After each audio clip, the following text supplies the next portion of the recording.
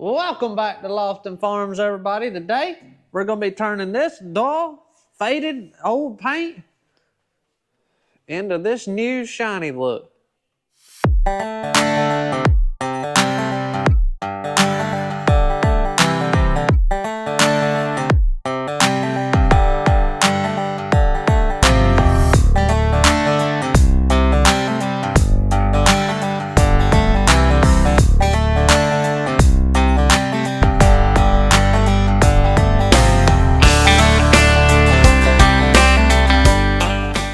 So we've got the 3020 here in the shop. We've been trying to get our equipment cleaned up and ready to head to the fields with. This tractor here, my dad painted probably 15 years ago now. When he painted it, we just used Tractor Supply paint on it. And as you can see, the paint is just getting pretty rough. No shine to it whatsoever, really dull looking. This is clean. As you can see, I'm wiping and that's not coming off. No reflection at all to it whatsoever. So we've got the buffers and the compound out, and it ain't turning out the best, but it's at least got a reflection. You can see my hand and stuff in it. You can see me in the camera. So yeah, we're gonna buff and wax this tractor. I'll show you guys the steps to buffing if you'd like to do it yourself. You can really make a paint job look pretty good again with buffing without doing the amount of work to repaint it. Now, we do repaint a lot of our equipment and stuff, but that takes a lot of work and a lot of time. This buffing will probably take me a few hours, and we can have that back looking like this. At least have a little bit of reflection, a little bit of shine. You guys can see from here that the paint looks newer than this fender back here. Don't look the best, but for this paint job and this type of paint, that looks pretty good. All right, so it would be better if I was doing this on a tractor that really mattered and really was going to have some results to it, but that's not the case, so we're just going to have to deal with what we got here. What you want to do first, get your area wiped off. As you can see, I've at least got the dried compound and stuff wiped off of this area here. I'm not worried about scratching it or nothing. Any scratches you put in it or anything, you're going to buff right back out. So that doesn't matter at all. You don't want to scratch it terrible, because the worse you scratch it, the more you have to buff it. But we're not trying to get a show tractor out of this, so it doesn't really matter anyway. We've got our rotary buffer here and our pad. We're gonna go wet this pad first.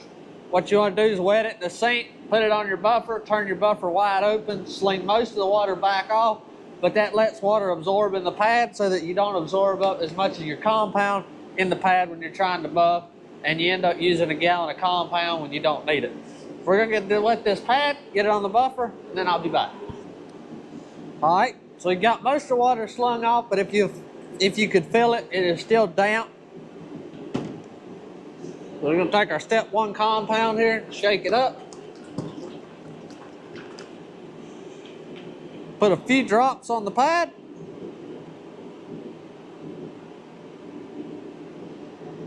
Four or 5 little drops is sufficient. You don't need nothing too crazy, but you want enough to be able to work in. I like to take the pad, smear that around. Then I always cut my buffer all the way down. I'll start over the area as slow as possible, then turn it up to the speed that I want, which here we're gonna run it on about a medium set 3. And buff over the area. The reason I start out slow is if you take off on set 3, it's just gonna sling all this compound everywhere. 1, it's gonna make a mess. 2, it's gonna sling half your compound off and you're not gonna get the use out of it. We're gonna start out slow, turn it up just enough that it starts spinning. And we're just gonna go over the area. As you can see, it's really spreading that compound in. It's not big glumps everywhere. Now you want to do this somewhere you can make a mess, because it's going to sling compound everywhere no matter what you do. But then we're just going to crank it up. Even pressure, you don't want too much on one side or the other. Even pattern.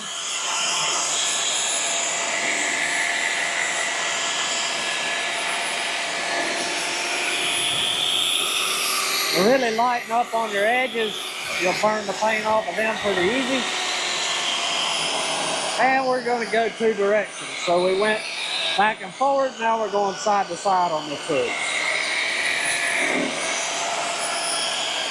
And you want to be careful in your edges like that. Grab, you'll eat the paint off.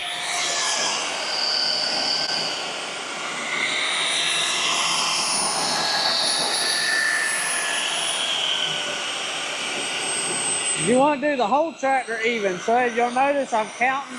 I went one back and forward, then I went two side to side passes. Now I'm going to hit it with another back and forward. And I will do this same pattern over the whole tractor. So I went one back and forward, two side to side. Now I'm going two back and forward. Then we'll stop, take a look at it, see what it looks like.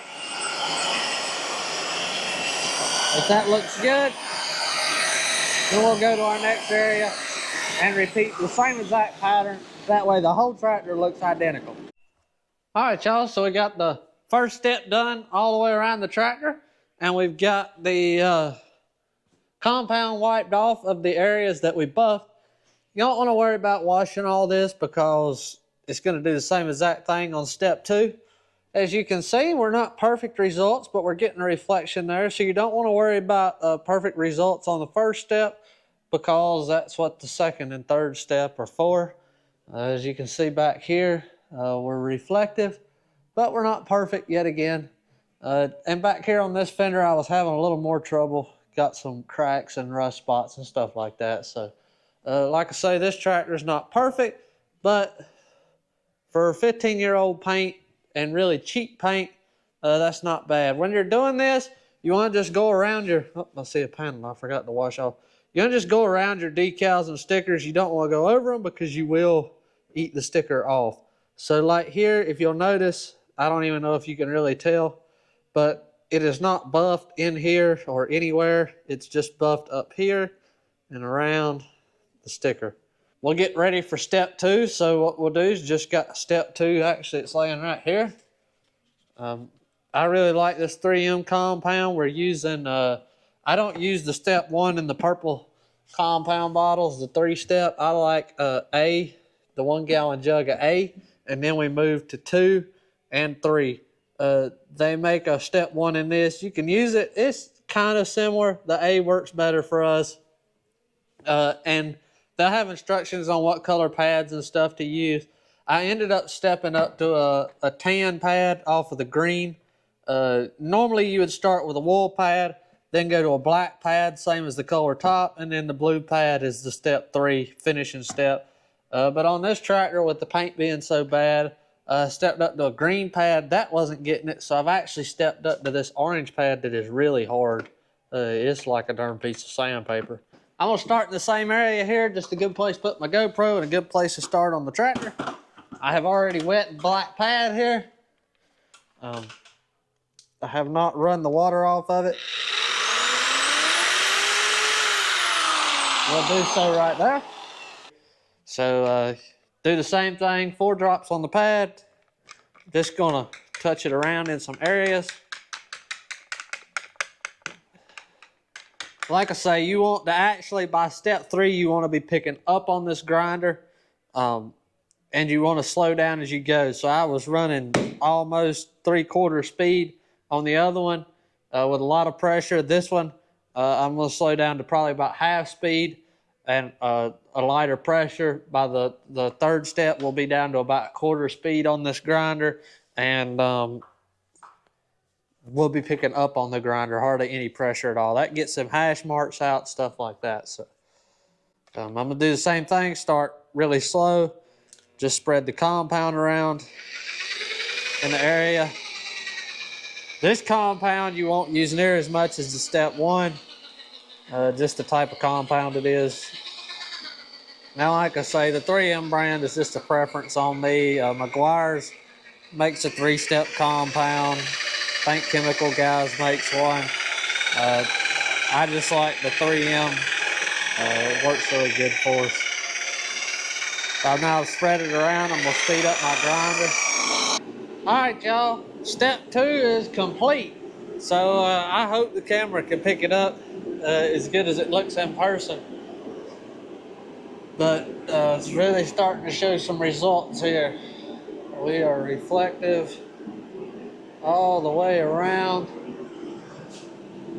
Don't mind this crack here. That's a crack in Sabando when we did the fixing.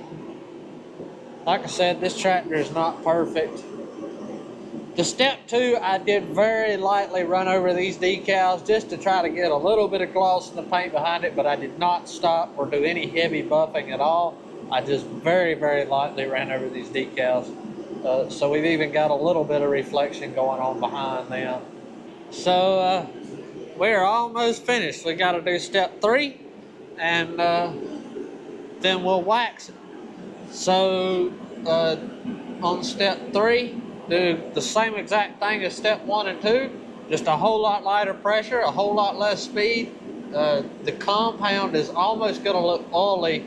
This 3M compound will look almost like you put oil on it or chain lube of something of that nature.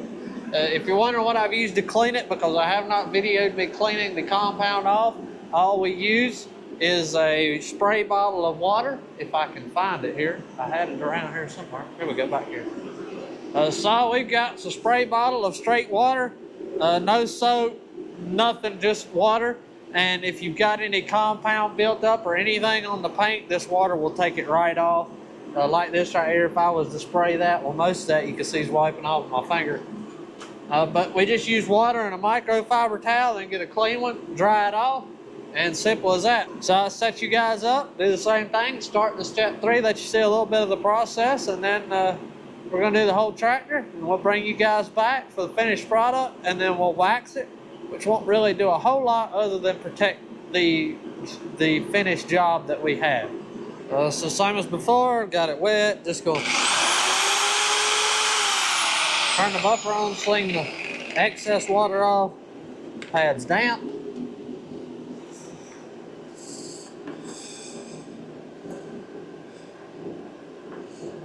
Four drops, smear that around. Like I say, this compound here is really going to look oily, and you want to buff this to a dry, almost a dry compound. The others you don't want to buff to dry. You want them to stay wet the whole entire time you're buffing. If they dry, you're not doing much with them. This here, you're supposed to go till it dries. And like I say, every pass you're making, you're essentially doing the same thing. The only thing you're doing is you're getting finer and finer, trying to get those scratches that are, you'll see little hairline or rotary scratches. You're just trying to get them scratches down finer and finer, and the finer you get them scratches, the shinier the paint's gonna get.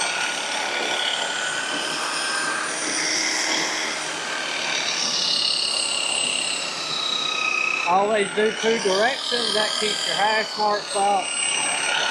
You keep going back and forth the same direction, your hash marks are always going to be in there. You're never going to get them out. Alright, y'all, so we're back. It's actually been a couple weeks since I made the video. We got busy there at the end with finished waxing it and everything, so I didn't get any video of us actually waxing it. But that's a pretty simple step. You just wipe the wax on, wait till it dries, and then wipe it off. And not much, like I said, the wax don't make much of an appearance difference. It's more of a protective. So not much difference in the end of the 3rd step and the wax. But I'll show you guys the finished product. So here we are.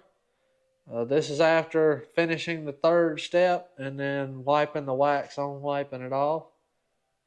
See, we're pretty much reflective everywhere. And yeah, there's the finished product. So pretty simple to do. Like I said, a couple hours, and you can have a older tractor that was dull and faded and dingy looking almost brand new again. So yeah, thanks for watching. Don't forget to like, comment, and subscribe, and we'll see you guys in the next one.